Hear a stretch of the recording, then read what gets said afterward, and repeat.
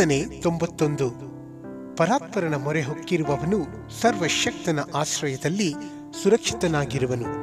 ನಾನು ಯೆಹೋವನಿಗೆ, ನೀನೇ ನನ್ನ ಶರಣನು, ನನ್ನ ದುರ್ಗವು, ನಾನು ಭರವಸವಿಟ್ಟಿರುವ ನನ್ನ ದೇವರು ಎಂದು ಹೇಳುವೆನು.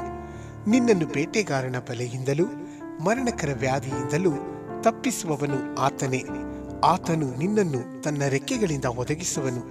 ಆತನ ಪಕ್ಕಗಳ ಮರೆಯನ್ನು ಆಶ್ರಯಿಸಿಕೊಳ್ಳುವಿ. ಆತನ ಸತ್ಯತೆಯೇ ನಿನಗೆ ಕೇಡ್ಯವೂ ಗುರಾಣಿಯೂ ಆಗಿದೆ. ഇരുಳಲ್ಲಿ ಭಯ ಹುಟ್ಟಿಸುವ ಯಾವುದಕ್ಕೂ, ಹಗಲಲ್ಲಿ ಆರಿಬರುವ ಬಾಣಕ್ಕೂ, ಕತ್ತಲೆಯಲ್ಲಿ ಸಂಚರಿಸುವ ವಿಪತ್ತಿಗೂ, ಹಾನಿಕರವಾದ ಮಧ್ಯಾಹ್ನದ ಕೇಡಿಗೂ ಅಂಜ ಕಾರಣವಿಲ್ಲ. ನಿನ್ನ ಮಗ್ಗುಲಲ್ಲಿ 1,000 ಜನರು, ನಿನ್ನ ಬಲಗಡೆಯಲ್ಲಿ 10,000 ಜನರು ಸತ್ತು ಬಿದ್ದರು, ನಿನಗೇನು ತಟ್ಟದು. ನೀನು ಅದನ್ನು ಕಣ್ಣಾರೆ ಕಂಡು ದುಷ್ಟರಿಗೆ ಪ್ರತಿದಂಡನೆಯುಂಟೆಂಬುದಕ್ಕೆ ಸಾಕ್ಷಿಯಾಗಿರುವಿಯಷ್ಟೇ. ಯೆಹೋವನೇ ನನ್ನ ಶರಣನು, ಪರಾತ್ಪರನನ್ನು ನಿವಾಸ ಸ್ಥಾನ ಮಾಡಿಕೊಂಡಿದ್ದೀಯಲ್ಲ. ಯಾವ ಕೇಡು ನಿನಗೆ ಸಂಭವಿಸದು, ಉಪದ್ರವವು ನಿನ್ನ ಗುಡಾರದ ಸಮೀಪಕ್ಕೂ ಬಾರದು.